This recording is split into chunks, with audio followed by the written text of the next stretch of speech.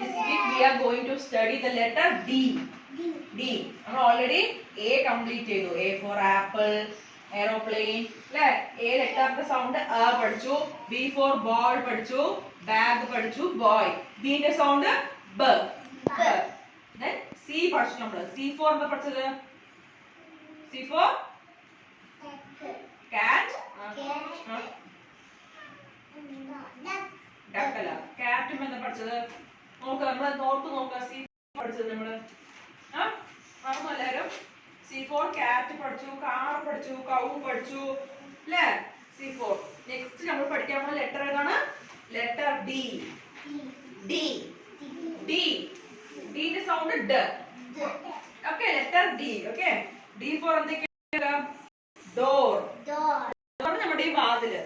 നമ്മുടെ വീടുകളിലുണ്ട് വാതില്. സ്കൂളിൽ നോക്കാം ഈ വാതില് കണ്ടില്ലേ? നോക്ക, ഡോർ. എന്താ പറയണത്? ഡോർ. വീട്ടിലെ വീട്ടിൽ ഡോർ ഇല്ലേ? അപ്പൊ ഡോർ. D for door. പിന്നെന്താ ഉള്ളത്? ഡക്ക്. ഡക്ക് ഡക്ക് പറഞ്ഞ താറാവ്. കണ്ടിട്ടില്ലാരും ഡക്ക്? ടെക്സ്റ്റ് ബുക്കിൽ നോക്കാം. യെല്ലോ കളർ ഇതും യെല്ലോ കളർ അല്ലേ? ഡക്ക്. D for duck. പിന്നെയാണ് ഡോൾ. ഡോൾ പറഞ്ഞ വീട്ടിൽ നമ്മള് കളിക്കുന്ന ബൊമ്മയൊക്കെ ഇല്ലേ എല്ലാവരുടെയും വീട്ടില്? അപ്പൊ ഡി ഫോർ ഡോൾ. പിന്നെയുള്ളത് ഡി ഫോർ സാധനം ഡോഗ്. നായ അല്ലേ? D for dog. അപ്പൊ എന്തൊക്കെയാ? D for door, duck, dog. മൂന്ന് പഠിച്ചു വെക്കാം. D for dog, duck, door. Okay, next നോക്കാം. ഡി എങ്ങനെ എഴുതണത് നോക്കാം. ആദ്യം ഒരു സ്റ്റാൻഡിംഗ് ലൈൻ അല്ലേ? ആദ്യം ഒരു സ്റ്റാൻഡിംഗ് ലൈൻ, ദെൻ ഒരു കർവ്ഡ് ലൈൻ അല്ലേ?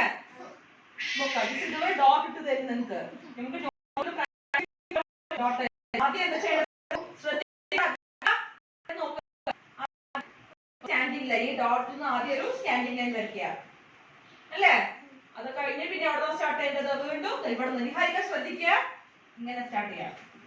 ഒരു കർവ് ലൈൻ. അപ്പൊ എന്താണ്? D. D. D for dog, duck, door. എങ്ങനെ എഴുതുന്നത്? ഡോട്ട്സിന് മേലെ കൂടെ എങ്ങനെ എഴുതുന്നത്? ആദ്യം എന്താ ചെയ്യേണ്ടത്? ഒരു സ്റ്റാൻഡിംഗ് ലൈൻ. ആദ്യം എന്താ പറയണ? Standing line. പിന്നെയും ഈ ഡോട്ട്സിന് മേലെ കൂടെ വന്നിട്ട് എന്താ ചെയ്യേണ്ടത്? ഒരു കർവ്ഡ് ലൈൻ. അപ്പൊ എന്താണ്? ഡി. Letter D.